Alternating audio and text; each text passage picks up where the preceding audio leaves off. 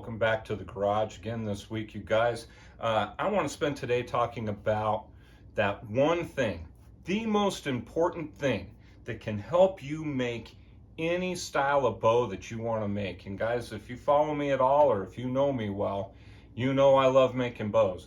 And I love making all varieties. Self bows, character bows, American semi-long bows, make recurves, hybrid bows.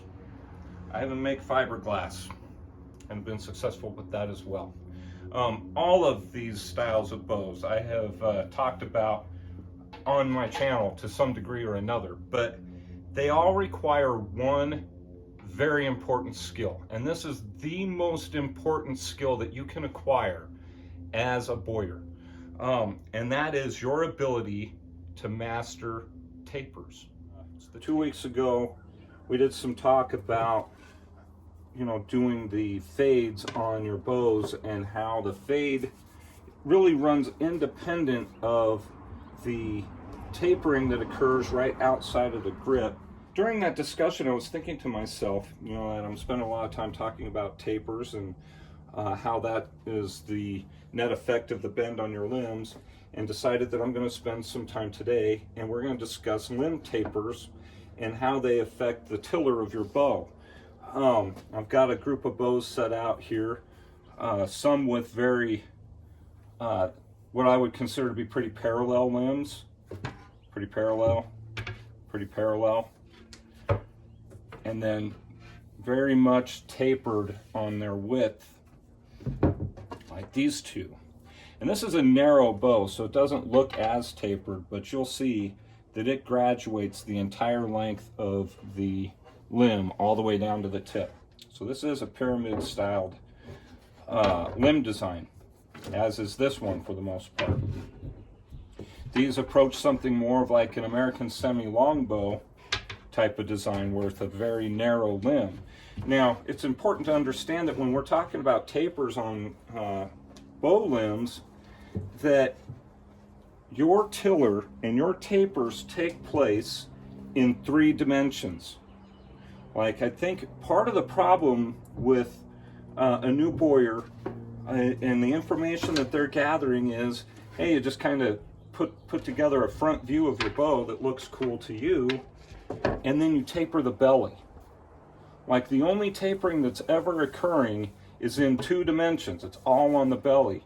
When that is not the case. You have to pay attention to the width of your limb tapers to judge what the thickness of your limb tapers should be. All right, so it's going to be very important that we distinguish between width being the front view width and thickness being the side view thickness.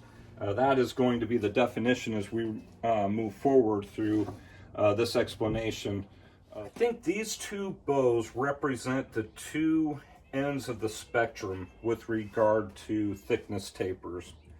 There are a lot of variations of thickness tapers, limb designs, and etc. That are going to even take these 2 and take them to task as far as when to narrow and when to thin, and etc.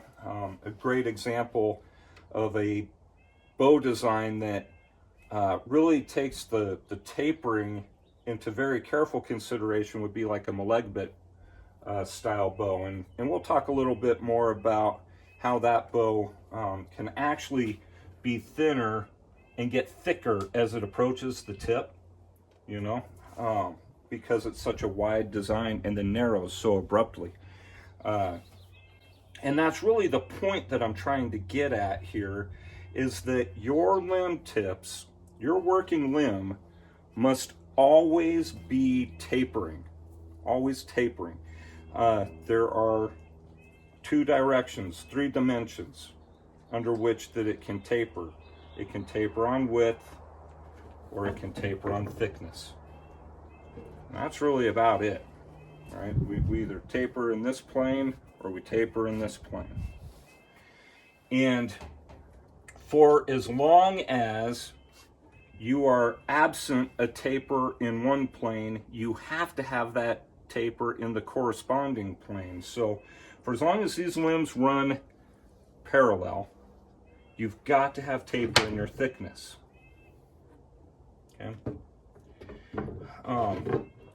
And for as long as these taper, you can run in parallel on thickness. And this bow will not stand up. It's just such a awkwardly wide bow. But you can be the same thickness all the way down the length of your limb, right? But you've got to show that taper then in its width. That's really the major distinction here, guys. Always tapering, right? And so we can use this to our advantage when we are roughing out our bows. And it is very important to start from a good position to get your tapers going. And that starts with a good profile design, right? What you're looking at from the front of your bow, and understanding that based upon the shape that I'm looking at, what do my tapers have to be on the sides, you know, in terms of thickness. So narrower bows are going to require more thickness taper, and really what that comes down to is the more parallel your sides run, the more taper is going to be back and belly here, all right? And as you're tillering your bow along, you can do a lot of work on the sides here without having a ton of effect on the bend of the bow itself. Okay, so you can drop a lot of weight, because a bow that's half as wide is half its weight, right? Without having ever done anything to the belly. Right, so you stack up two of these bows side by side, it's going to be twice the draw weight. And so if you start your bow like that, and all you got to do is narrow it until you get to the draw weight you want, you know, you never really have to mess with the belly tapers. And that's a function of tillering with intention, right? So when we get to our initial tapers, we want to know what the shape of our bow is going to look like in the end, and then know how to manage that taper during the tillering process, right? Because 90% of our tillering happens on the belly. But what I'm going to tell you is you want to manage your tiller on the belly, right? And your weight is easiest managed on the sides. I'm going to take a look at a pretty extreme case study here. So we got tapers going on in a couple of different places. If we get nice and close here, you can see that there is a laminate between my bamboo layers that gets thinner and thinner and thinner all the way to right here when it runs out. So it is about, I want to say, 1/8 of an inch thick at the riser, tapering out to nothing. So it just feathers out completely at the tip, which then begins a new taper going in the opposite direction as it approaches the tip. All right, so now that's kind of an extreme case, and this is something that you'll run into in like Malegbit designs, and I was talking about that earlier, where it's got a real wide limb and then it gets extremely narrow very quickly, and very thick tips out here, like thick from back to belly, but very narrow, which makes them very light. And that's what makes that design very efficient, is that the tips of those bows act like levers, more or less, and they are very light, basically extending a very short working limb onto a long bow platform, and it really moves an arrow. Now this bow has similar effect, right? So I'm getting taper,